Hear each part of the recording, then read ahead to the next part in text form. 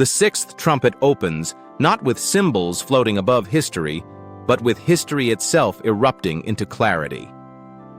Revelation 9:13-21 is not a distant apocalypse.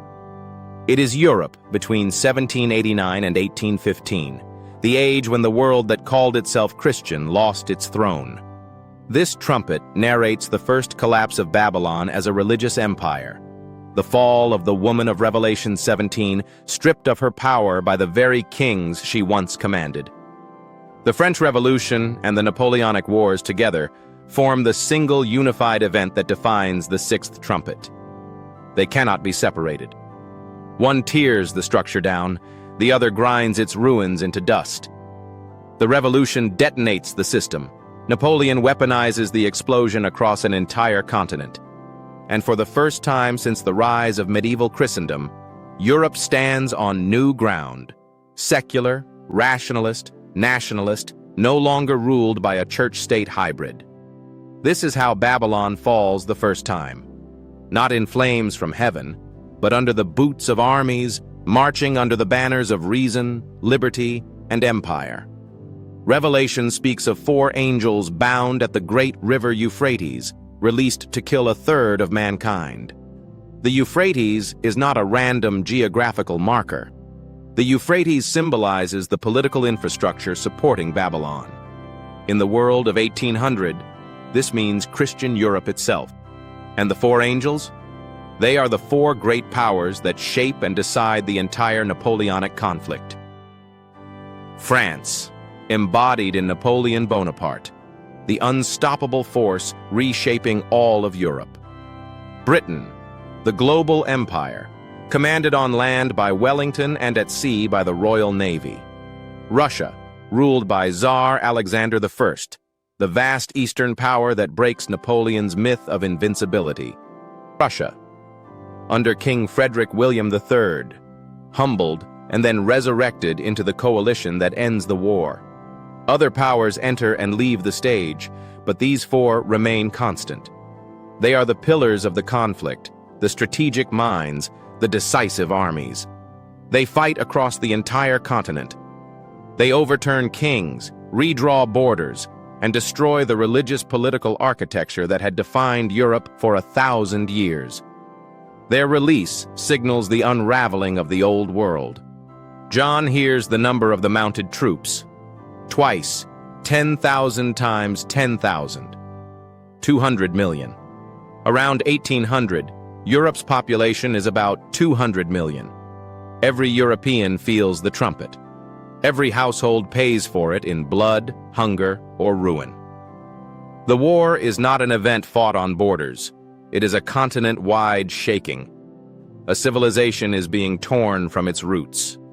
Then John describes the armies as if they were monsters, horses with heads like lions, spitting fire, smoke, and sulfur from their mouths, tails like serpents that strike. To a first-century man, artillery would be exactly that. Incomprehensible beasts of fire and thunder. Cannons belch smoke, flames, and explosions. Their recoil kicks like a living creature. Their ropes snap and coil like serpents under tension. The colors match the era: red, blue, yellow, seen in French military uniforms and in the heraldry and uniforms of the major powers. The sixth trumpet is the world of gunpowder for the first time, described in prophetic vision.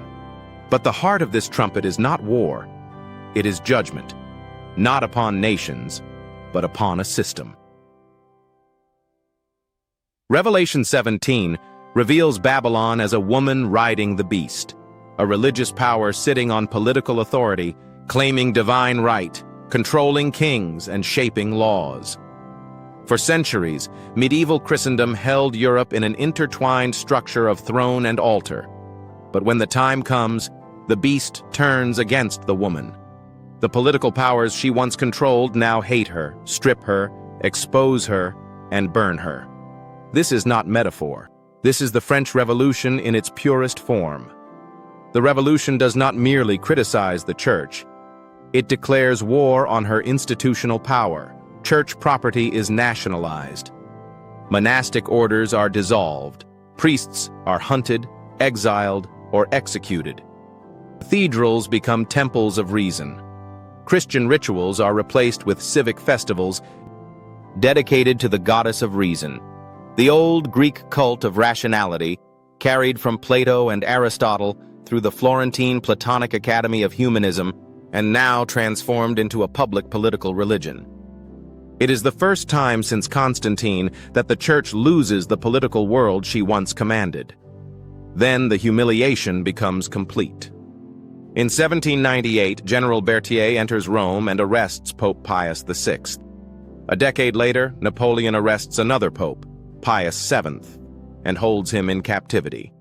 The Holy Roman Empire dissolves in 1806. The structure built over a millennium disintegrates. The woman is dethroned. Babylon falls. Not forever, but for the first time. This is the moment when Europe breaks the fusion between religion and political authority. Law becomes civil, not ecclesiastical. The state becomes secular. The church is thrust to the margins. The world created by Christendom ends. The significance of the Sixth Trumpet is immense. It marks the beginning of the modern age, the age where nations no longer bow to church councils, where kings no longer kneel before popes, where law comes from parliaments and codices, not from canon law. It is the moment when Europe transitions from a religious empire to a secular order. This is the first fall of Babylon, the fall described in Revelation 17, not the economic fall of Revelation 18, not the final global collapse of Revelation 16, but the first crack in the system, the religious fall, the collapse of Babylon the woman, the church as political empire. The old order dies.